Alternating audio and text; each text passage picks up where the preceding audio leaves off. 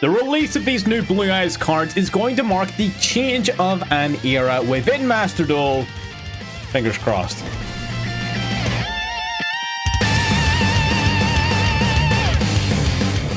Hello everyone, and today we're going to be talking about, of course, the new Blue Eyes support. The cards that everyone is talking about, and there's a good reason for that. Not only are these among the coolest cards that Master Duel have released in recent history in the face of pack after pack of broken and uninteractive and unfun cards, we finally have a pack of cards who seems dedicated in its entirety to bringing a little bit of life and fun back to the metagame, and I am all for it. I've been having a blast playing this. Not only have I been having fun, we've been seeing remarkable success with not only this build in front of you, but other builds that I've managed to build as well. So we got, Buster Blader, we got Dragon Link, we got Tachyon, we got all that fun stuff as well, which you will be seeing on this channel over the next little while. But today we're going to be focusing on just regular Blue Eyes. Today is going to be a combo tutorial. I don't do these very often because I don't really like this style of sort of like linear thinking and gameplay. However, with a deck like this, because we're going to be taking so many different variations of it over the next little while, I feel like it's going to be important for you to understand how some of the primary pillars of the deck function, so that when it comes to building it into other decks, you can see why certain things work the way they do and why alterations are made in the way that they're made. Now, the way this deck is built to be as pure as possible, while having as many starters as we possibly can, minimizing on the number of bricks and maximizing on our hand traps. We're not playing any flashy one-ofs or anything like that we don't have to be playing. This deck is built entirely on the foundation of consistent and concise win rate. That is the goal, and fucking boy did we achieve it. This deck is a fucking blast. I'm going to take you through the exact deck list at the end. We're going to talk about why we are playing or what we aren't playing certain cards, so you can get the grips with that. In this deck, we have 4 different 1-card starters. We have Siege with Eyes of Blue, we have Maiden of White, which is a new card, Wishes for Eyes of Blue, which is a new card, and of course the Neo Kaiser Seahorse, which is yet another new card. So we're going to be covering off all 4 of those combos. They're fairly the second half of each combo is fairly same-ish, but you can trip up very, very, very easily on the first couple of steps if you sort of make certain moves too quickly.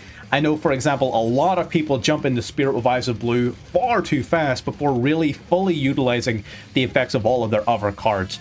So I want to sort of get that out so you fully understand where you need to go and maybe what to hold off on doing until later in the turn. You know what I mean? So those types of niche interactions that people maybe don't pick up right away, this is going to be some clarification so that you know fully what we're doing with this deck, so that when we're playing this or any other version of it, you're up to speed. So we're going to do 4 combo guides, might do a game or 2 at the end. I have a few replays saved up that I think were really good. If the video is short enough, we'll whack some replays on at the end, but ultimately I will be doing a deck profile at the end as well. I'm not going to waste any more time here at the start. Let's get into combo number 1. Now, luckily for those of us who don't want to remember 400 different step combos based on different hands, 3 of our primary combos are very, very similar. Maiden of White, the Wishes for Eyes of Blue, as well as our Siege, their combos are remarkably similar after you get past the initial steps. So luckily it's not too much to remember on that front. Just need to get the beginning of the combos right, and from there everything just makes sense and it's pretty procedural. The only one that's different is the Kaiser Seahorse, and it's not different by much, but I will cover those differences in just a minute. The reason these 3 beginning combos are so similar is they're all focused around the spell card Wishes for Eyes of Blue, and we'll talk about that in just a second when we get access to it through our 1-card combo with Maiden of White. We're going to activate Maiden of White. Maiden White's going to drop itself to the graveyard to play True Light onto your field. True Light then has the ability to search for any Blue Eyes spell or trap cards. We're going to grab Wishes for Eyes of Blue. This is the big bad card right here. This allows you to discard a card to grab any level 1 Light Tuner and the spell or trap card that mentions Blue Eyes White Dragon from your deck to your hand. So it searches for 2 cards, and it allows you to go in the Effusion Summon later, which I will talk about in just a moment. But for now, we're going to grab Wishes, we're going to set it to the field. Because it's a normal spell, we can activate it on the turn we set it, of course. So we're going to flip that shit right up, and we're going to drop a card. I'm going to discard Ash so it doesn't keep bugging me. Of course, you can discard anything you want, but whatever. You're almost always going to grab Roar. So you grab Roar, step number 1, and this combo you're going to grab Siege of Eyes of Blue as step 2. We have not normal summoned, we've not summoned anything yet, so now we're just setting up our hand and our resources. We're going to start by normal summoning Siege with Eyes of Blue. We're going to activate its effect. We're going to just search for a Veiler here, because during this combo we already have Maiden of White in our graveyard, so we don't need to worry too much about that. You can of course grab Maiden of White, or if you're playing Master of Eyes of Blue or something along those lines, you can of course grab those cards as well. Depends on whether or not you're willing to play those extra bricks. I personally am not, so I'm just going to grab myself a Veiler. That's a-okay. So now we're going to go for Roar of the Blue-Eyed Dragons. Do not go into the Spirit Dragon just yet. You do not have to do it yet, and you don't want to lock yourself, so let's keep it slow. Let's play the cards we can play first, and then we'll consider locking ourselves. So we're going to bring out our cards. Whenever you summon a Blue-Eyes White Dragon, of course, Maiden of White will also come out alongside it. So now that we've got our setup here, now we're going to go into our Spirit. So we're going to summon out the Link 1 using our Siege. Spirit of Eyes of Blue is going to activate the Searcher deck for the field spell, the Mausoleum of White. Mausoleum of White then added to hand. And Mausoleum of White is very important, but we can't use it just yet, because the way we're going to try to do this is we're going to use the effect of Mausoleum of White to target the Maiden of White to bring back the Siege with Eyes of Blue. Of course, we cannot do that because we're currently Dragon Locked with Spirit of Eyes of Blue. So this guy can tribute himself to special summon a Blue-Eyes White Dragon from the graveyard. Currently, we don't have a Blue-Eyes White Dragon in the graveyard because we have this one on the field, and we cannot get rid of it without also getting rid of the Maiden. So that would be a little bit of a tricky situation. So what we're going to do is we're going to use Wishes for Eyes of Blue in the graveyard. We're going to use its effect to equip onto our Blue-Eyes White Dragon the Neo Blue-Eyes Ultimate Dragon from the extra deck. This then allows us to use that Blue-Eyes White Dragon as material for a summon of the Blue-Eyes Tyrant Dragon, which can special summon itself by tributing off a Blue-Eyes White Dragon equipped with another monster. So that means the Tyrant Dragon comes out, into level 8, replacing of course the Blue-Eyes White Dragon that we had on the field, and it puts the Blue-Eyes White Dragon in our graveyard, which means we can now use Spirit of Eyes of Blue to tribute itself to summon the Blue-Eyes White Dragon from our graveyard. So now we're no longer Dragon Locked, and that frees us up quite massively. So we're going to go Mausoleum of White now. Mausoleum of White we're going to activate. We're going to target Maiden of White here. Activate its effect to bring back a level 1 light tuner from the graveyard. So we're going to bring back, of course, Siege with Eyes of Blue, just like that. Mausoleum of White then milling our remaining Blue-Eyes White Dragon, and from here we're going to go into the double Spirit Dragon. So we're going to go level 1 and a level 8 into the first Spirit Dragon, and of course level 1 and level 8 into the second. So there you go, and we haven't even in this combo utilized the second normal summon that comes as part of Siege of Eyes of Blue's effect, which you can absolutely do.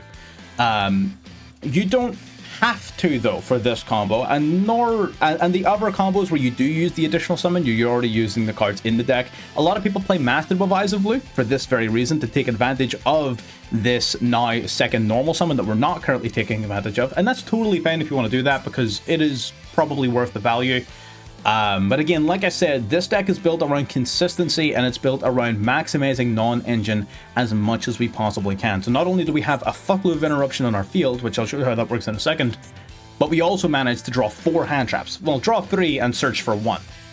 So I think that giving up the additional normal summon is more than worth it, just to have the additional interruption in hand and to minimize the chances of drawing Master of Eyes of Blue in a situation where either A, you don't need him, or B, he would have been useful, but you were hand trapped to the point where he no longer is, which happens more than you would think. So let's dive into our opponent's turn here, and we'll get a good look to see what exactly our Spirit Dragons do, because it is quite straightforward. First things first, let's cover off one of the most important parts. So that's Apprentice Illusion Magician, that's whatever. So these guys have a Floodgate effect where neither player can special summon 2 or more monsters at the same time. That's particularly effective against Pendulum players. That's pretty much the only place where it's useful, but fuck Pendulum, right? So it's got an anti-Pendulum effect built in, which is really, really nice, and it also has a once per turn graveyard negate. It can negate the activation of a card that would activate in the graveyard. So each of those can do it because it is a soft once per turn. So our opponent didn't activate anything in the graveyard. That's not a massive deal because we can still net quite a lot of value out of our Spirit Dragons. See, we can tribute the Spirit Dragons to special summon out light dragon monsters from our extra deck. Now, normally you don't want to chain your Spirit Dragons to one another, just in case your opponent has Called by the Grave, so we're not going to chain our Spirit to our Spirit here, but we are going to use our Blue Eyes Spirit Dragon to summon the Blue Eyes Ultimate Spirit Dragon. Just like that. And the Ultimate Spirit Dragon not only has an awesome-ass monster animation, number 2 has an Omni Negate. So this is an Omni Negate, so that's just up to 3 interruptions, and now what we're going to do is we're going to use the Blue Eyes Spirit Dragon to tribute it off, and we're going to summon out the Crimson Dragon specifically. And the reason we're doing the Crimson Dragon is we can target the Blue Eyes Ultimate Spirit Dragon in order to summon an additional level 12 dragon, which is already awesome value. But most importantly, we're going to be summoning the Stardust Cypher Divine Dragon. And the reason being, at the end of this turn, any monster special summoned by the effect of the Blue Eyes Spirit Dragon is going to be destroyed. That is namely our Blue Eyes Ultimate Spirit Dragon. Because this guy is fine. He was summoned off a Crimson Dragon's effect. He's not getting popped. This guy is, though. Except the Stardust Cypher Divine Dragon protects all of our cards from destruction once per turn. So the Cypher Dragon is protection, stops us from getting destroyed, and he has a negate and a pop built into his effect. He can negate a monster effect activation, and after he negates it, he pops a card on the field. So he's protection, he's a negate, so there's 4/5 total interruptions, because I guess he like negates one and he can pop any card, so I kind of call that 5 interruptions. We have the effect field that we searched for, that makes it 6. And then we have crazy follow-up with True Light, which I'm going to show you now. They're going to go Amphias. Now we're going to go True Light here, which will allow us to special summon a Blue Eyes White Dragon from the graveyard. So out it comes, which is already pretty good because it's an additional big monster, but it also allows us to bring back Maiden of White as well because the Blue Eyes was summoned. You do that during your opponent's end phase, so that going back into your turn, Maiden's effect is live again. You get even more extension out of it. So Spirit Dragon fizzles because of Cypher, and that's the deck. That is what that deck does. Off of the one card, you're able to get in all of this, not even fully utilizing Mausoleum of White, and that's why I don't think it's overly necessary to play the additional level 1 Garnet, because look at everything we're already capable of doing without playing that extra card. But anyways, let's get into one of our other more derivative combos.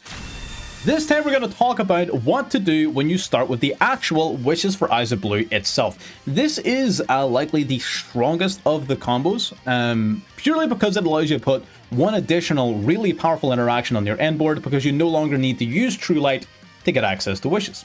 So we're going to use our Wishes with Eyes of Blue, which is 4 Eyes of Blue, sorry. We're going to discard Ash Blossom so it doesn't continue to ask me to activate it.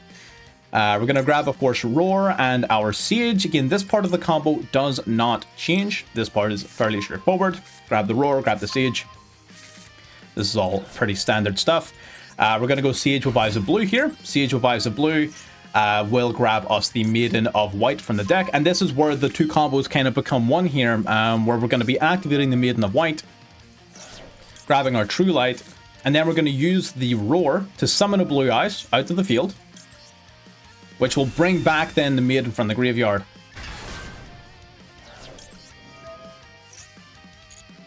There we go.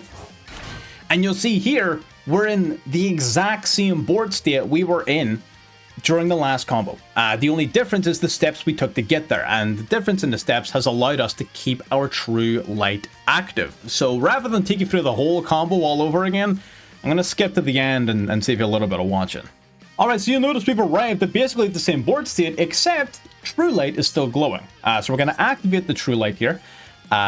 You've got a couple of options depending on, your hand and your extenders and blah, blah, blah. You could go into like a Trish for a hand loop using Crimson Dragon. That would be fucking hilarious. So there's like some funny things you can do. But assuming that, of course, we don't have Kaiser and we don't have Siege, and these are just total bricks in hand, what we're going to do is we're going to set a spell or trap directly from deck. And that trap is going to be Majesty of the White Dragons. This card is low-key insane.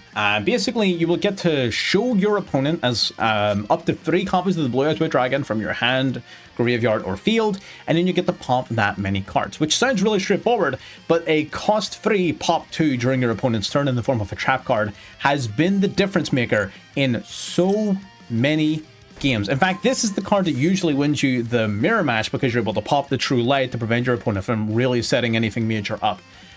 So this card by itself means that the Wishes line, because you get to search for this card, is so much more powerful than the others, because this card is so good. The rest of it's literally identical. And the one other thing I want to show just in regards to this whole Wishes line of play is the Sage starter, which is virtually the same thing.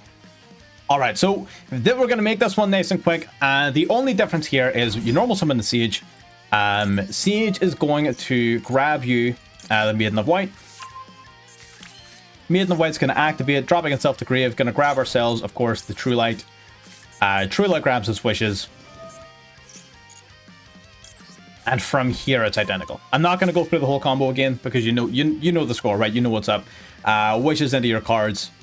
Instant game. I just wanted to make sure that, you know, it was all pretty sort of obvious. This one may have seemed self-explanatory, but at least we've covered it. So that's your three sort of Wishes for Eyes of Blue lines. Now we're going to talk about this guy, the Neo Kaiser Seahorse, which is pretty similar. Like I said, they all kind of work the same way, but this one is more different than the rest. Neo Kaiser Seahorse is more likely to be the one that confuses people, because you're going to pick up this deck. If you play it as I showed it, you're going to pick this up and you're going to try to look for lands that don't exist. Neo Kaiser Seahorse, the line is not as good as the regular line. You're not going to get Double Spirit. What you're going to have is Spirit Plus, right? And what you're plussing is personal preference. You can either have Majesty for a free pop 1. You can either have, or you can have Jet Dragon, which is another really good one, Tyrant, depending upon the situation. I typically end on Spirit and Jet because, again, I play this in a very mid-rangey way, focusing on high impact hand traps, focusing on my Bestials, my extenders. I think I get enough control out of a single Spirit Dragon that having a Jet Dragon protect it from undue destruction, as well as having a looping dragon coming back every single turn, is a absolute ton of value. So that's the way I play it, because I don't play any of these crazy one-ups, right? You want a crazy, super hectic combo version of the deck that does crazy, insane things with every single card. I will do one of those. I already have one in the wings. This deck is a mid-range deck.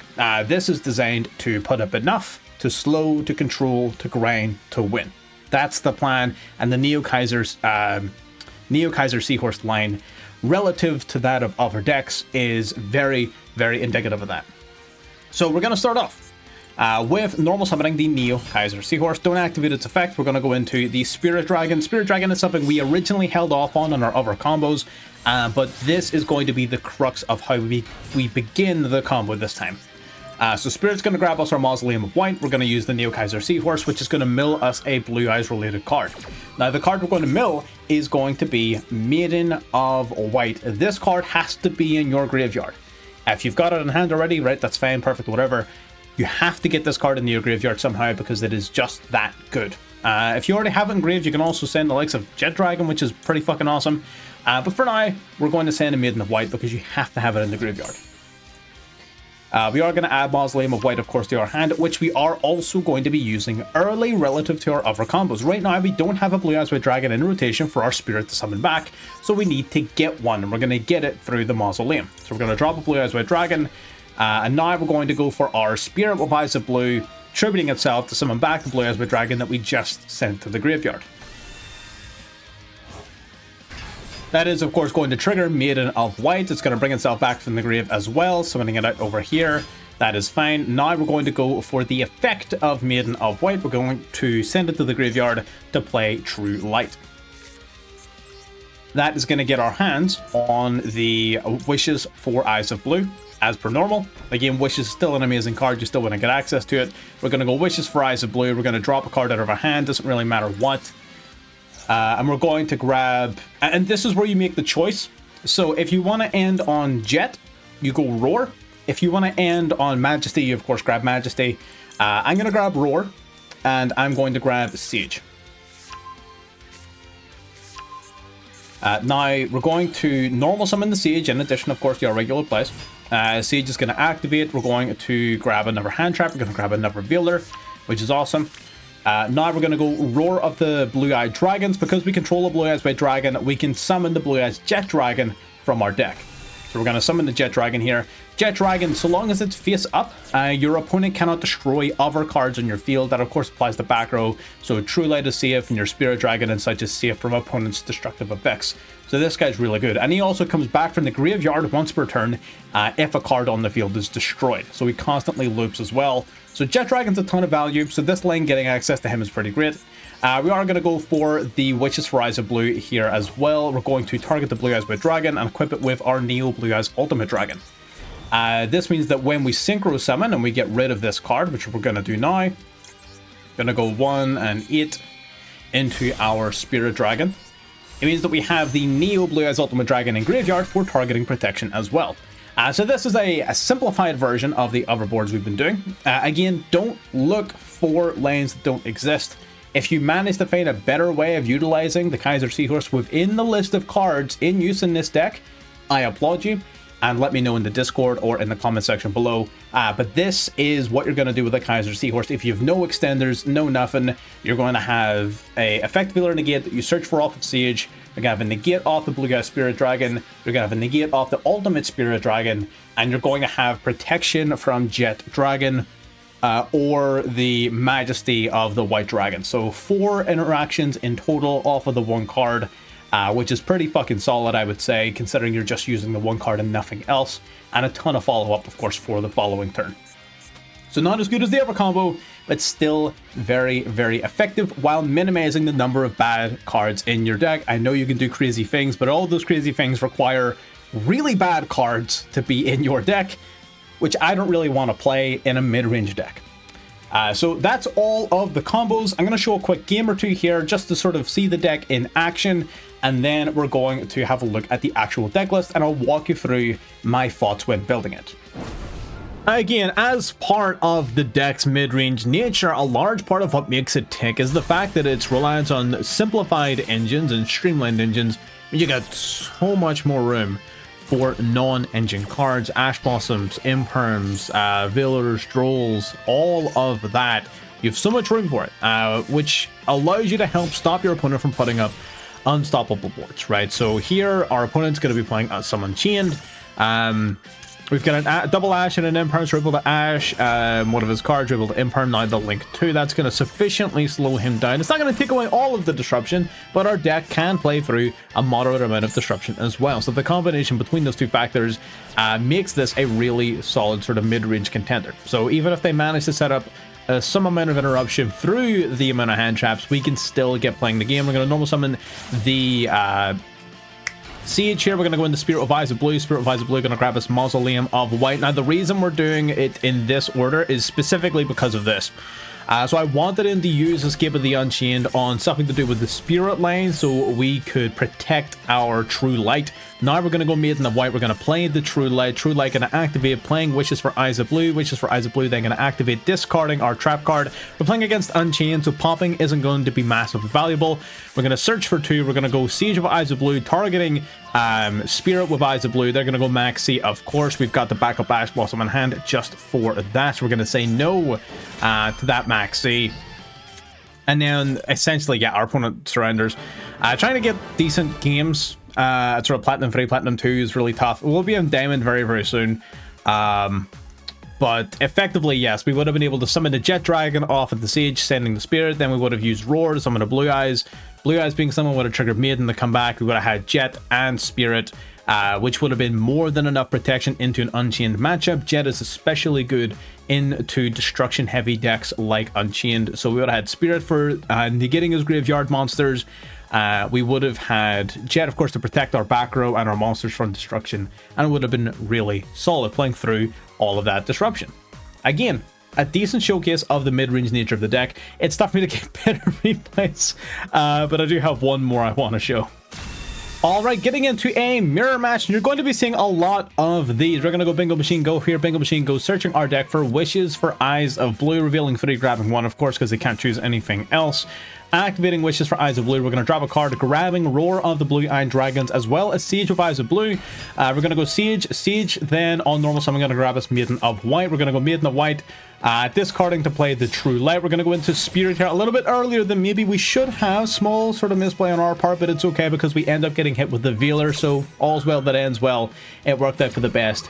Anyways, so our Spirit of Eyes of Blue is going to be negated. That's fine. We're going to show how we can play through hand traps even still. We're going to go Roar to summon out our Blue Eyes White Dragon. Blue Eyes White Dragon being summoned triggers the Maiden. Remember, our Spirit is negated, so Maiden can be summoned. We're going to special out the Neo Kaiser Seahorse just to get hit with Nibiru. So that is a Veiler and a Nibiru. We're going to go Kaiser Seahorse, milling the Jet Dragon, using True Light to set up Majesty of the White Dragons. We are not down and out yet. Again, the mid-range nature of our deck allows us to have additional non-engine in hand, as well as, of course, having the Jet now in graveyard off the Kaiser and the Majesty of on the field. Now we know we're playing in the mirror match. We know where to focus our interruption, and it's that card right there. True Light is going to be the card we're aiming for the most. They're going to go Spirit here, tributing it off to grab their Blue Eyes White Dragon, summoning out the Maiden of White from the graveyard. We're now going to chain to the activation to summon our Majesty of the White Dragons. He's going to chain, of course, True Light because he knows what our plan is. He's going to set Majesty of the White Dragons himself. We're going to go Majesty, revealing one, popping the True Light. Maiden of White's going to come out to the field as part of a new chain. True Light activates, chain link 1. Jet Dragon activates chain link 2. Because a card on the field was destroyed, Jet Dragon comes right back from the graveyard, which will protect our field from destruction, and his field, it gets wiped out by True Light. Activating Mausoleum of White, but no targets on field means he can't do very much of anything. We're going to bring back Blue Eyes White Dragon during the end phase of our turn, using Maiden of White in graveyard to summon itself out to the field as well, to grant us a ton of follow-up, but to be perfectly honest, we really don't need it. Into the battle phase, they're going to go Majesty, targeting a card, but of course it doesn't matter because we have Jet on field, which protects us from destruction, 3k, and 5,000 for lethal. Really straightforward. Again, playing through hand traps, playing through Nib, being able to set up interruption despite the worst case scenarios, which is another thing I really like about this deck, is that consistently you're able to set up at least maybe 2 to 3 interruptions through the likes of Nibiru or Droll and Lockbird, both of which are pretty common right now. So being able to play through those to any extent, I think is going to be fairly important for most decks going forward for the foreseeable. So that is definitely worth bearing in mind. But that's it for our replays. Let's bring up the deck list and we'll talk about it in just a little bit more detail. And here it is. This is the deck list in question. So, like I said, this is built to be a more mid-range deck. It's slower, it is using its non-engine to greater effect, and it's trying to slow the pace of the game down to where its regular built-in, concise lines of play are effective and enough to win. That is the game plan, and it is very, very successful. Okay, we've gone on some pretty nuts win streaks. It doesn't have the outright, totally crazy combo potential of all of these like other versions of Blue Eyes, you know, like the Magia and all that bullshit. And I love those versions as well, and I will absolutely make a video talking about those. But this deck is probably my second favorite way of playing Blue Eyes. My first way being Buster Blader, of course. But this is a close second. I like this a lot.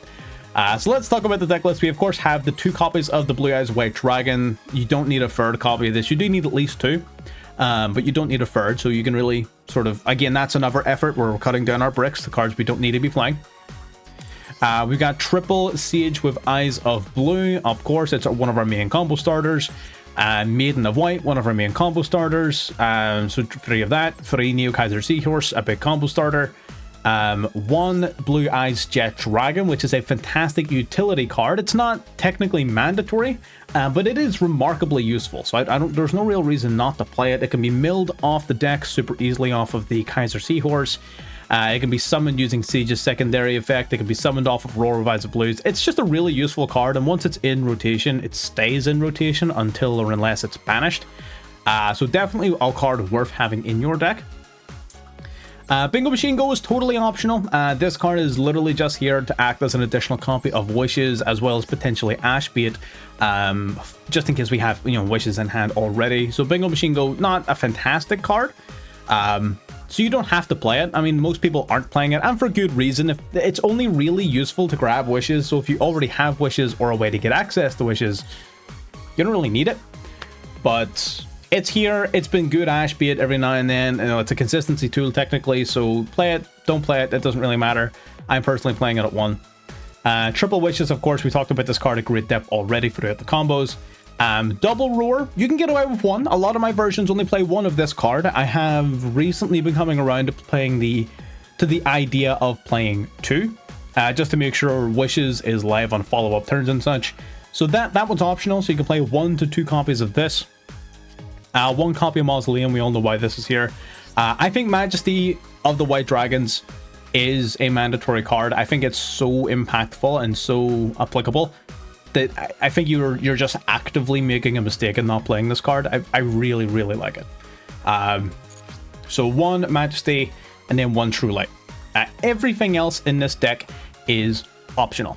So we've got triple Veiler. You do need at least 1 Veiler because it's searchable off of Sage. Why the hell would you not play it?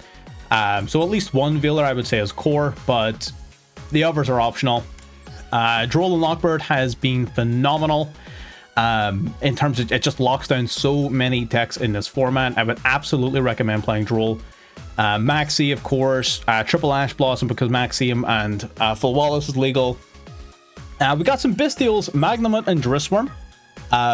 Bodies are nice, dragons are nice, and there's a lot of graveyard shenanigans going on right now with the Fiendsmith cards. It's not really that effective in the Azamina. I feel like it's like there's only really like 1 or maybe 2 spots you can really hurt Azamina White Forest when you're playing against them.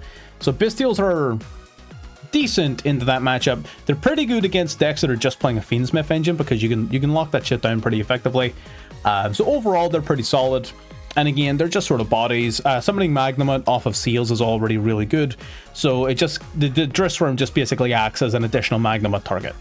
And then of course we got the double call by, single cross-eye, pretty standard stuff. And then the infinite impermanence. So we're not really playing anything like massively outlandish when it comes to our non-engine, but it's more so the quantity that is alarming and what's really allowing us to set ourselves apart. So let's cut out all of the mandatory cards. Right.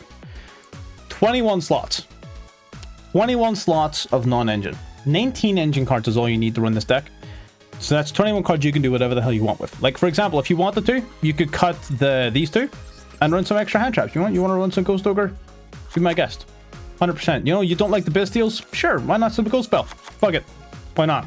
So 21 slots you can do whatever you want with, which is what really makes this deck as effective as it actually is.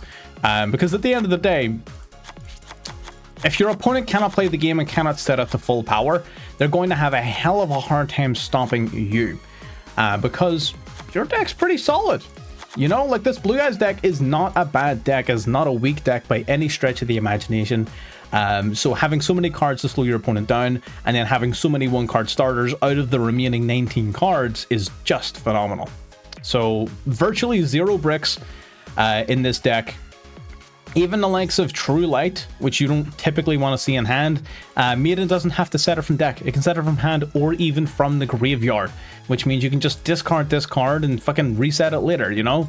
Majesty with the White Dragons. Not an ideal card to have in your opening hand, but as long as you've got at least 1 other card to get you started, it's an amazing end-board piece. So even the cards that you don't really want to see aren't nearly as bad as similar cards in other decks. So again, I love it. I just love how consistent, how cohesive it all is, how simple it all is. I'm just a huge fan. And then the extra deck, of course. The extra deck I'm sort of chopping and changing on every now and then. Right now I've got 2 Tyrant. You only need 1 because, you know, as a combo piece it's pretty effective. I like the second one because it is a more consistent OTK tool than the Indigo Eyes Dragon. I was running the Indigo Eyes Dragon. I'm not currently. I'm constantly swapping between. So if you want to run Indigo, I'll show you the card so you know what the hell I'm talking about. This card here. So I'm constantly swapping between this and a second Tyrant. So whichever you feel like you want to run, this card is fucking dope as hell. Really, really powerful as well. It's just very, very specific. Whereas this card is a bit more utilitarian. It can attack multiple times as well, which I think is awesome. So it's super aggressive, super strong, and it can also recycle your trap cards, which is kind of nice. So I do typically prefer Tyrant, but he also doesn't hit as hard, right? Just in terms of outright power, Indigo Eyes Silver Dragon hits harder. So, you know, do with that as you will. One Neo Blue Eyes Ultimate Dragon, mandatory. This card, you want it in your graveyard so that you can, number one, you can use it to summon out your Tyrant Dragon using its alternative summoning conditions as part of your combo. But number two, the reason you're choosing this card in particular is because while it's in the graveyard, you can banish it whenever any of your Blue Eyes monsters are targeted by a card effect, and you can negate that card effect. So it provides additional protection to your end board. Triple Spirit Dragon. Has been effective. Again, you could get away with 2 if you really wanted to. I think 3 is great. I can't really think of another card you would rather put in the 3rd slot. It's one of those things where you don't need 3, but what are you going to put in that's better than the 3rd, right? So that's why we're running 3 copies of this card. It's pretty fucking mental. And 2 Ultimate Spirit Dragon. The 2nd Spirit Dragon has only come up like once, so you could definitely run this card at 1 if you really wanted to. But again, I like it at 2. It makes me feel better. That means I feel rest assured in the knowledge that I've constantly got follow-up. And again, what else are you going to put there that's going to be more impactful than the Blue Eyes Ultimate Spirit Dragon? Right. Then in terms of our Crimson Dragon targets, so we have the Crimson Dragon itself, which is summonable off the Spirit Dragon. Our targets for that card are primarily the Cypher Dragon as our standout level 12 target. Trishula has been massively useful with this. So Crimson Dragon, target Spirit Dragon allows you to summon Trishula. This card has been fucking hilarious, and it is brutal. The number of times where we have just ruined someone's whole day by playing this card is unreal. I would 100% recommend playing it. And we also have Cosmic Blazar as a backup target. I've never summoned this card in this deck. There are certain lines where if you have like Kaiser Seahorse as well as like one of your other 1-card starters, you can go into a preemptive Crimson Dragon during your turn for some extra plays. So there's definitely room for it. There's definitely like a world where it is useful. But again, we're playing in a super hand trap heavy meta. Ultimately, your extenders are not going to be to create a better end board. Your extenders are going to be to patch holes put in your combo by your opponent's hand traps. Again, I don't like going off of super heavy, like, oh, this is the combo style gameplay, because that's not how Yu-Gi-Oh works, right? You go into an actual game, you're going to get Veiled, you're going to get Impermed, you're going to get Ash, you're going to get Max Seed. It's going to happen, and it's going to happen almost every single game. So you need to make sure that your deck is ready for that, not ready to maximize some crazy stupid end board, right? I mean, that's why I don't like playing all those extra bricks and going real sort of far over the top, because that's not gonna help, right? And the deck is already powerful enough to where, like, unless my opponent has an insane hand and just like crazy gas and carrying potential, they're not gonna get through it. It's just not gonna happen. So I'm willing to take the hit to the end board and make it not this super crazy insane infinite negate type board to make sure that I can set my board up almost every single time, and that I have the hand traps to back it up. And then lastly is our links. We've got, of course, Double Spirit. Second Spirit almost never comes up, to be honest. I'm tempted to cut this card to 1, but again, I don't really have anything else I'd rather put in. Maybe a level 10 Synchro, and then Seals, because sometimes you just have 2 dragons and you want an interruption. Seals is pretty awesome. The only thing in the extra deck I've been tempted to change is, like I said, slotting in a level 10 somewhere could be useful. I'm stuck between Baron and Disputer, because both are really good. So that's one thing in particular that I have felt like changing. Other than that, there are small alterations you can make to the main deck in order to make certain combos more powerful. For example, your Neo Kaiser Seahorse combo gets significantly more powerful if you put in that Synchro Spell card that the Crimson Dragon searches for. It'll be on screen here. So if you search for that off the Crimson Dragon, your end board off the Kaiser Seahorse becomes stronger. Still, outside of that, I really don't like changing this too much, because this feels like, as far as mid-range Blue Eyes goes, this feels like we kind of hit the nail on the head. So I'm pretty happy with this. If you guys have any suggestions, any changes, any ideas or alterations, of course, I am open to them. The comment section down below is for just that. Or if you'd rather get in more directly to feed something back, we have a Discord down below. Join if you'd like, don't if you don't. Ultimately, that's it. So if you got this far, subscribe, like, and I'll see you next time. Bye-bye.